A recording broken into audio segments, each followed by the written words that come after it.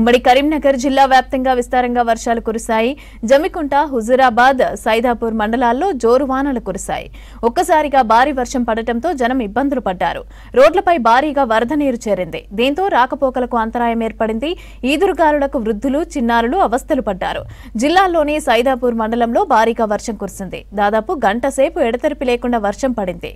దీంతో పాత bus stand area, ప్రధాన రహదారులు జలమయమయ్యాయి. పలు కాలనీల్లోకి వరద నీరు చేరింది. ఇళ్లలోకి నీళ్లు రావడంతో స్థానికులు అవస్థలు ఎదుర్కొంటున్నారు.